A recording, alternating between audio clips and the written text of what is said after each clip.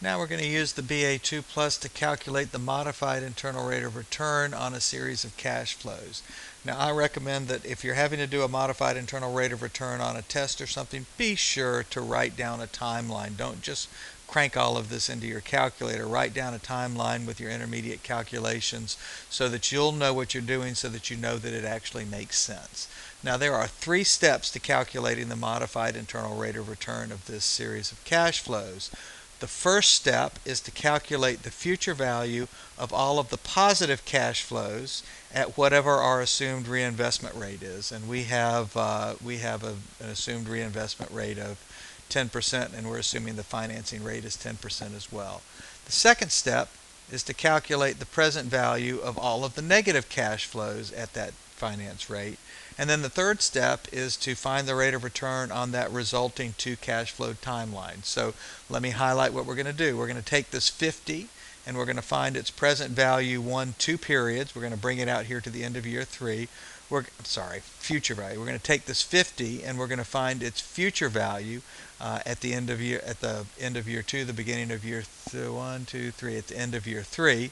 And we're going to find the future value of this $80 at the end of year 3, which is simple. That's just 80.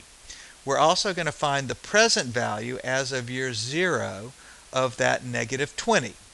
And we're also going to have the present value as of year 0 of this negative 100, which is very easy to calculate. That's negative 100. So we're going to move all of the positive cash flows to the right by compounding, and we're going to move all the negative cash flows to the left by discounting, and that's going to leave us with some cash flows at time 0 and some cash flows at time 3, and we're just going to find the rate of return associated with those 2 cash flows. So it's 3 steps, and I'm going to page you through all 3 steps. Now the first step,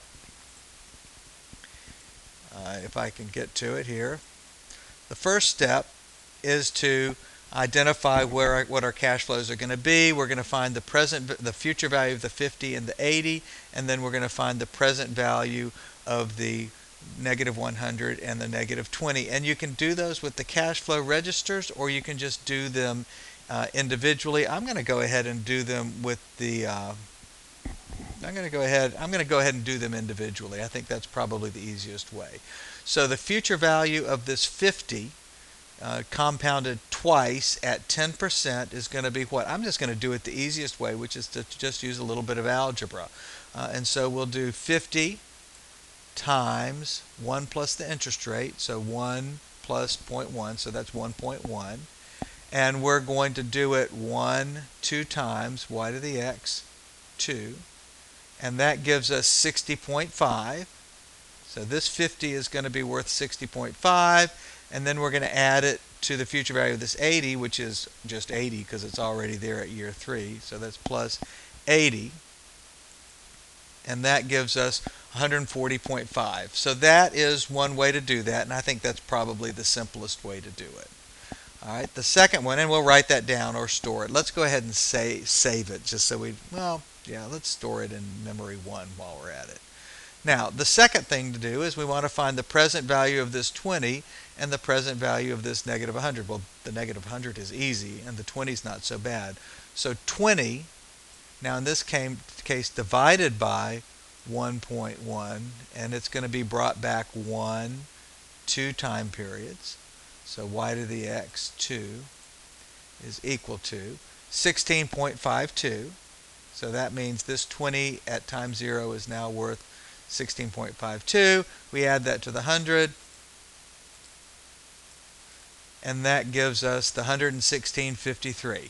So that gives us a present value, and now we have to put all the correct signs on it, which is why you need to draw out a careful timeline with all of the pieces on it so that you'll know what you're doing. So the present value of all of those cash flows is negative 116.53. So now what we have is we've got a timeline with only 2 pieces to it. We've got a timeline that has negative 116.53 at time 0 and 140.5 at time 3. Let's go ahead and look at that.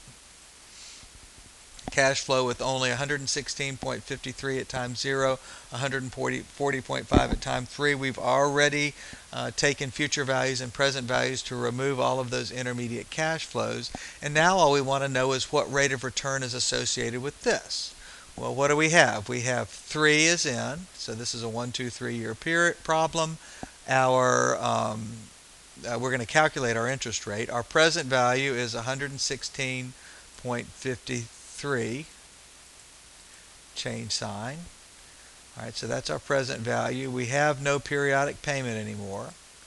And our future value is 140.5, future value.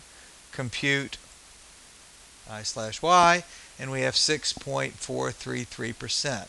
So the internal rate of return, not the internal rate of return, the modified internal rate of return on this project or on this series of cash flows is 6.43%. And that's different from the internal rate of return, which we would have calculated using all of the cash flows in the cash flow register.